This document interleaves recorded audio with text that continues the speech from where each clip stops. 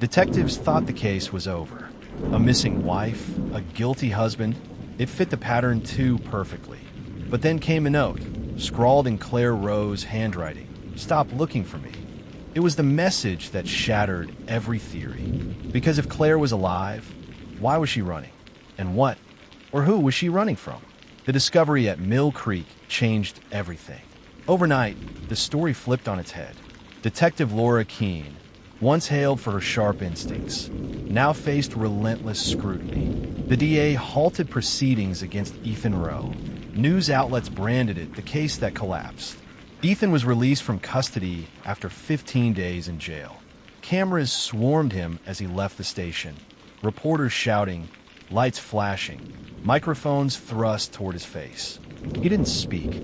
He just looked into the lens for a long moment, then whispered, "She's alive," to the world that should have been good news. But for Detective Keene, it raised a darker question. If Claire was alive, how had she survived unseen for nearly 2 weeks? And why hadn't she come home? Detective Keene rebuilt the case from scratch. She reviewed every detail of Claire's disappearance. Her last text messages, her call to Maya, her route to the mailbox, the neighbor's footage. She traced the timeline again and again, looking for what she had missed. At 9:12 p.m., Claire walks toward the mailbox. At 9:15, a burner phone pings nearby. At 9:27, Ethan's phone leaves the Wi-Fi. By 9:45, both signals disappear. But now a new signal appeared, one that had gone unnoticed before. A second burner, activated just after midnight, pinged near Mill Creek Park, the same area where the cabin stood. Whoever it was, they had turned it on long enough to send a single text message. The recipient? A contact listed simply as C. The message read, "It's done. Don't come back."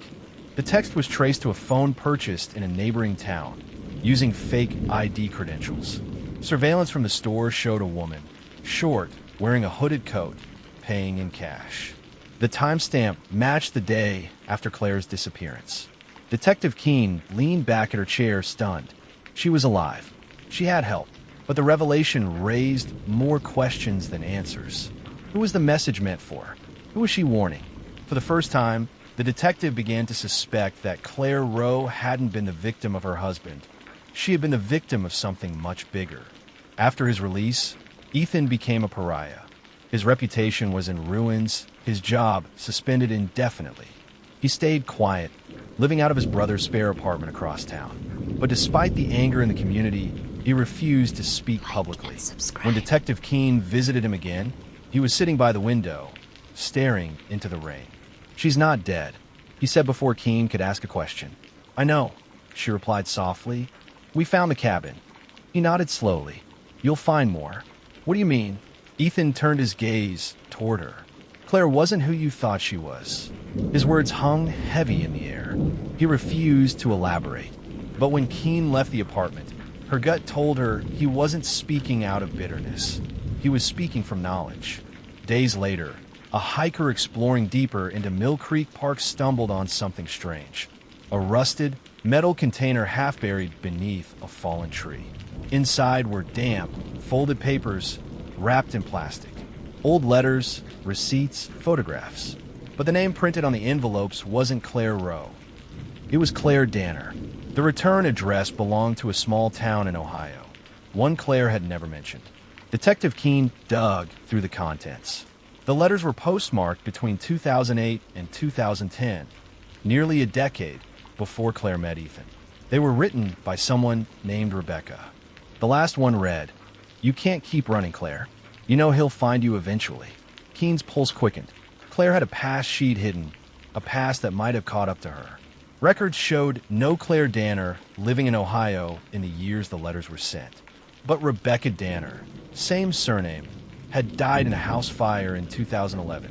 Police reports from that time revealed something chilling. Rebecca's husband, Miles Danner, was suspected of arson and domestic abuse. He disappeared after the fire, and his last known location before vanishing? Pennsylvania, just miles from Brookhaven. The realization hit hard. Claire hadn't just changed her name. She had built an entirely new life to escape someone dangerous. The question now was, had Miles Danner found her? Detective Keene brought Ethan back in for questioning, not as a suspect, but as a husband who might have known more than he'd admitted. Did Claire ever tell you she'd been married before? Keene asked. Ethan's eyes darkened. He hesitated, then nodded. She told me her husband died in a fire, but she never used his name. She said it was something she wanted to forget. Did she ever mention the name Danner? He shook his head. No, but she did start getting phone calls a few months ago. Private numbers. She wouldn't say who it was, just that it was someone she hoped was gone. Keene felt her pulse rising. Did she ever seem afraid? Ethan's voice broke for the first time. Every day, the realization struck her like a blow. Claire hadn't been running from Ethan. She'd been running from her past. The next breakthrough came from digital forensics. An analyst reviewing the original doorbell footage of Claire at 9:12 p.m. noticed something no one had caught before. In the reflection of a parked car behind her, there was a faint silhouette, tall, broad, standing at the edge of the yard. Not Ethan. The timestamp was seconds before Claire disappeared. The image was grainy, distorted, but one feature stood out. Keene's hands trembled as she flipped through the Ohio police reports. Miles Danner had walked with a limp after surviving the fire that killed his wife. The monster she'd escaped was alive, and he'd found her. A statewide alert was issued. The description: male, mid-50s, average build, scar tissue on the left arm, noticeable limp, went public. Tips poured in, but most led nowhere. Until a truck driver called from a diner off Route 14, saying he'd seen a man matching the photo, sitting alone, eating quietly, paying in cash. Detectives arrived 30 minutes later.